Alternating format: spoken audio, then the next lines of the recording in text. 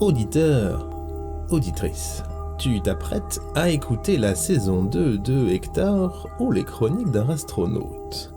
Oui, je te tutoie, car désormais existe entre nous ce lien que d'aucuns n'hésitent pas à nommer l'intimité. Tu intuites. Donc, disais-je, auditeur, auditrice, tu t'apprêtes à écouter la saison 2 de Hector ou les chroniques d'un astronaute. Si ce n'est déjà fait, je t'invite à écouter la première saison en amont, ou en aval, comme tu le souhaites, mais quoi qu'il arrive, et quoi qu'il en soit, avant, histoire de comprendre un peu le pourquoi du comment. Mais je ne t'y oblige pas, car je ne dispose en rien des moyens de t'y contraindre. Sache toutefois que les statistiques sont formelles. Il n'existe que 34,65% de chances que tu puisses mieux saisir la saison 2 en ayant écouté, avant, avec assiduité, la première. Sur ce, je te souhaite une bonne écoute, et te rappelle, une dernière fois, qu'il est préférable d'écouter avec un casque. Audio, si possible, le casque.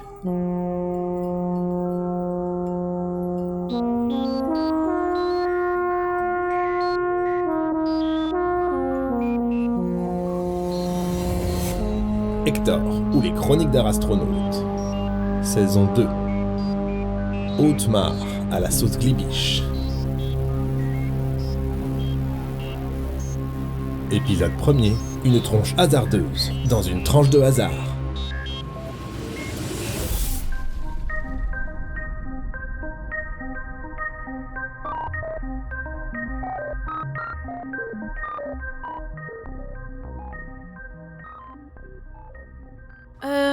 Excusez, je veux bien admettre que c'est pas la fiesta de tous les diables à l'intérieur, mais il me semble que j'ai quand même pas complètement vrillé en dedans.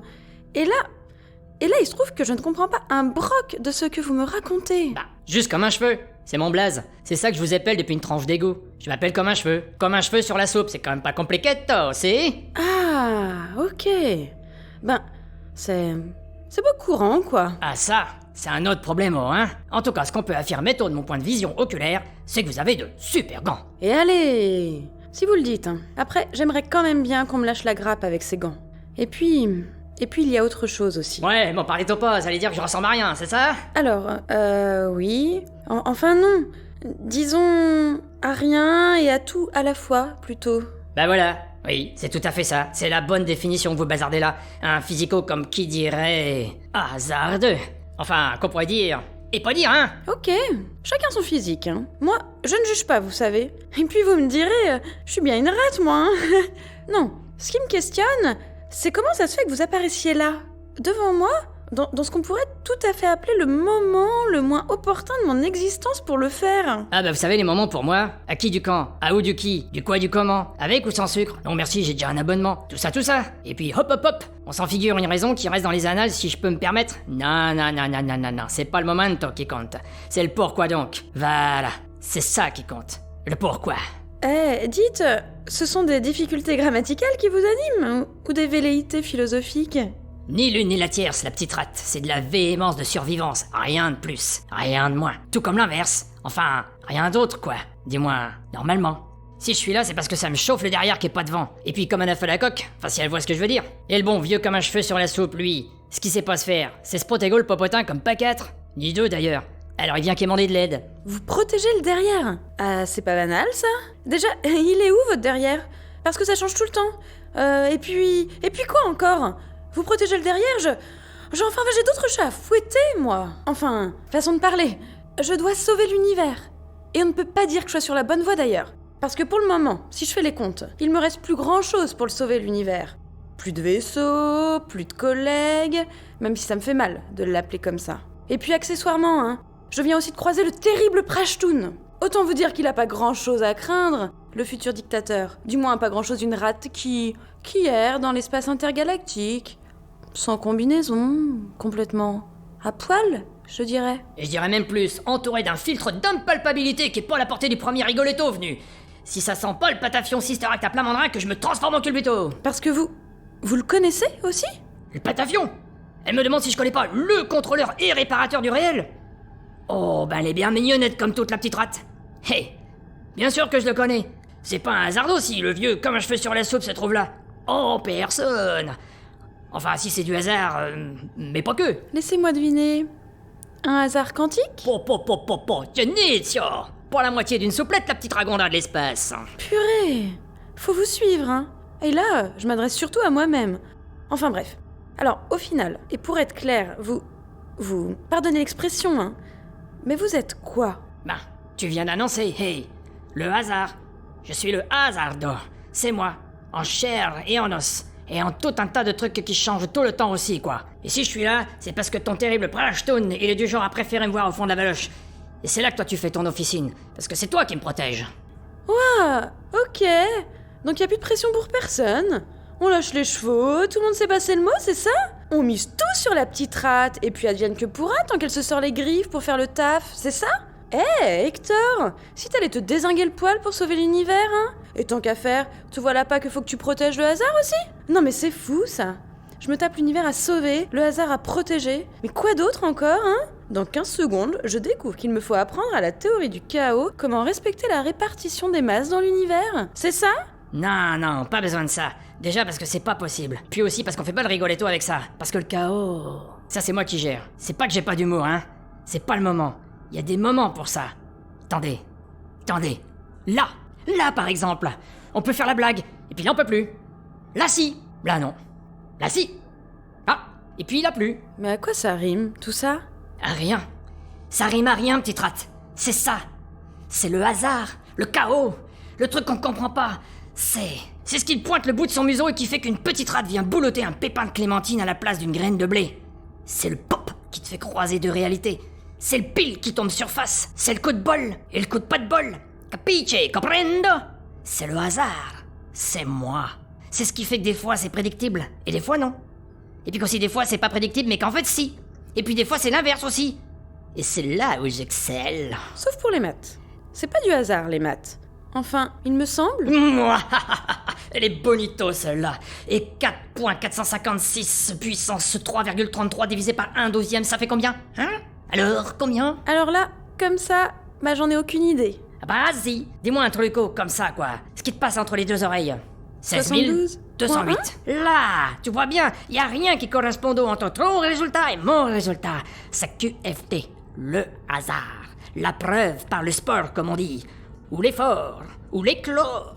Bref, n'importe comment me voilà désormais sous ta protection. Alors, c'est quoi-t-il le plan?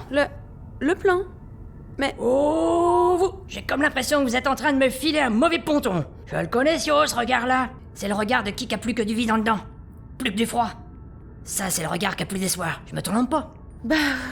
Plus d'espoir. Vous êtes marrant, vous. Avec ce qui me tombe sur le coin du museau? Hein? Dès que je relève la tête, c'est pour prendre un coup du destin entre les incisives. J'ai rien demandé, moi. Je subis, moi. Voilà. Je subis. Et pas qu'un peu. Et c'est pénible. Je suis pas contre que de sauver l'univers, moi. Je veux dire, si c'est la seule option, ok, j'accepte un coup de destin comme ça. Il y a du panache à sauver l'univers, c'est certain. Mais qu'on me laisse le temps d'investir le truc, quoi. Me l'approprier. Je suis pas programmée pour ça, à la base. Ha! Et pourquoi, toi? Pourquoi je suis pas programmée pour sauver l'univers? Une question de génétique, je dirais. Je vous rappelle que je suis une petite rate. Non. Pourquoi faudrait que l'univers soit sauvé par quelqu'un ou quelqu'une qui est programmé pour le faire, hein? Parce que ce serait plus facile, déjà. Et puis, parce que la société filaire du destin, aussi. Les fils de vie. Enfin, les fils de destin. Tout ça. Et parce que tu crois que c'est les fils de vie qui font tout? Ha! Elle est bonito, celle-là. Dis-moi, la petite rate, tu crois que quand t'as becté le pépin de clémentine de Patafion, c'est que t'as suivi le fil du destin? Hein? Dis-moi, tu crois-tu ça? Eh bien oui. Enfin... Ah, alors, à quoi donc je sers, moi, hein? Hey, moi je te l'annonce comme je le pense. Si ton fil du destin à toi, il a disparu, c'est pas pour rien, toi. Non. S'il a disparu, c'est parce que t'as décidé de pas le suivre. Tu sois une petite rate qui pense. Du moins, qui pense en mots ou pas. Ah, t'as pris une décision dans le plus grand des hasards, ma piotte. La société filaire du destin, elle est là, c'est un fait. Mais y a pas que ça. Y a des trucs qui sont pas dans les fils. Et le fil, des fois il s'adapte, quoi. Puis des fois, il se fait la malle. Mais comment vous savez que mon fil de vie a disparu, vous? Vous êtes de mèche avec Patafion? C'est ça? Non. Je suis pas de mèche avec Jojo l'enclume, là. Enfin, Pas là-dessus, du moins. Le truc sur les fils de vie, là, j'ai dit ça au pifomètre. Au jeté, quoi. À l'estimation. Bon, coup de bol, ça tombe dans le mille pour cette fois. Et vous allez me faire croire que ce que vous venez de dire, c'est du hasard? C'est ça? De la coïncidence? Vous voulez me faire gober ça? Mais vous me prenez pour une pintade? Une pintade? Que donc c'est que ce machino? C'est comme un cruchon.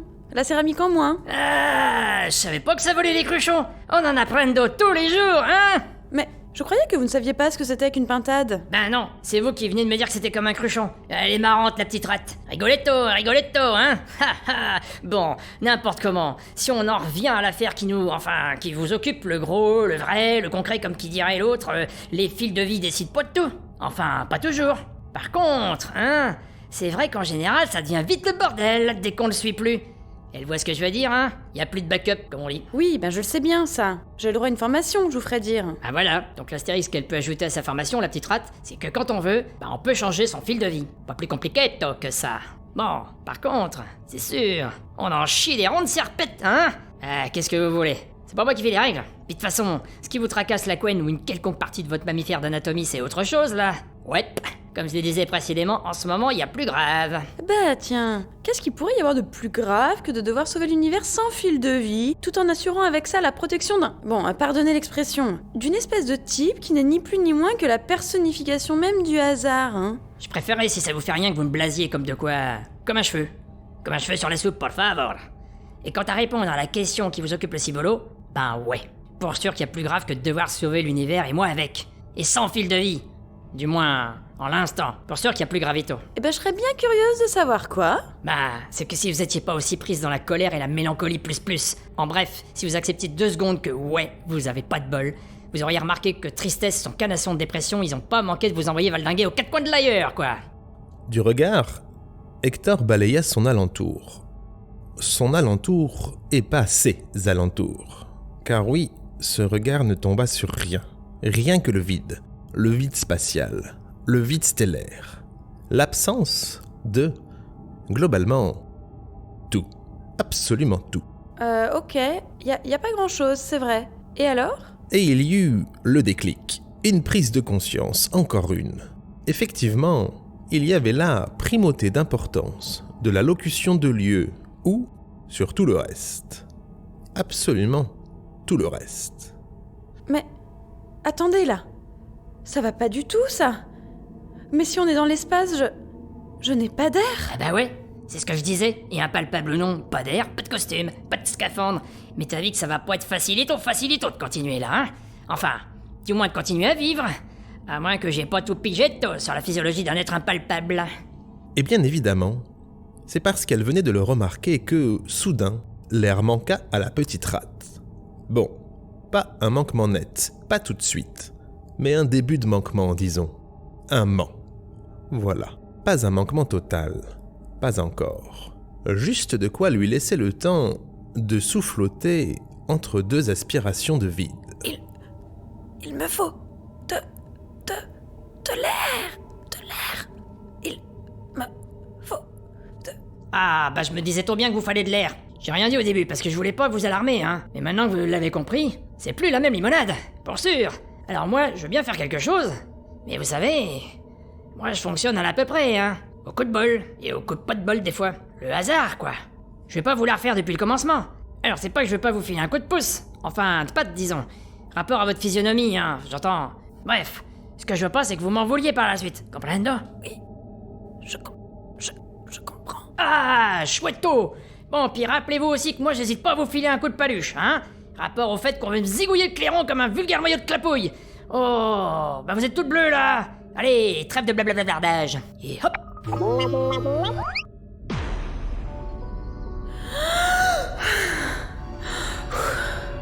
Ah, c'était moins une. Alors? Où qu'on est arrivé, toi? Journal de bord numéro 97, unité 600, unité 73500. Par Gorgonzola Charlie 17 pour la mission Scripto-censure. Journal émis depuis le Comédon 4-9. Nouveau réveil. Un de plus. Pour une nouvelle période. Une de plus. Une de plus qui s'ajoute au 97 unité 600, unité 73500 période précédente. Les analyses électromécaniques sont bonnes. Tout roule en dedans, comme dirait l'autre. Exosilhouette opérationnelle à 100%. Comédon 4-9 en pleine possession de ses moyens lui aussi. Aucune anomalie à signaler jusque-là. Poursuite du projet Isolife. D'après les statistiques et compte tenu de l'environnement dans lequel je dérive, le pourcentage de chance que le projet arrive à terme en cette période-ci est de 0,000000000%. Encore donc une période à se tourner les exosegments. Bref, j'en profiterai pour faire une nouvelle inspection généralisée de mes composants internes. Allez, à la revoyure, pour qui entend. Ah ouais. Ok. Je vois. Bon, là, à contrario, moi je peux pas continuer à rester de visu comme ça. Alors, on va dire que vous allez faire comme si j'étais pas là. Et moi... je me cache tranquille loulou dans vos gantos. Et si ça vous fait pas de malaise, hein. Mais je suis impalpable. Comment vous avez réussi à faire ça? Mais j'en sais rien, moi, je me pose pas ces questions, non, je fais. C'est tout. N'importe comment, c'est vrai que j'aurais pu demander avant. La tuile, dites. Je peux pas me planquer tout dans vos paluches? Non mais c'est rien. Faites donc. Vous me demanderez mon avis plus tard. Pas de souci. De toute façon, j'ai comme qui dirait mon mot à dire que dans l'après-coup, il me semble. Mais on est où là? Vous pourriez au moins me dire ça, non? Et dans cet étrange bâtiment spatial, qui, pour ne rien cacher, ne pourrait être mieux décrit que comme un étrange croisement entre un rouleau à pâtisserie et un cheval à bascule, Hector s'entendit se répondre à elle-même. Oh, puis laissez tomber, tiens. Pas la peine de répondre. Je vais me dépatouiller de moi-même. J'imagine n'importe comment que vous m'auriez répondu un truc du genre « Oh, c'est très simple. Mais dans...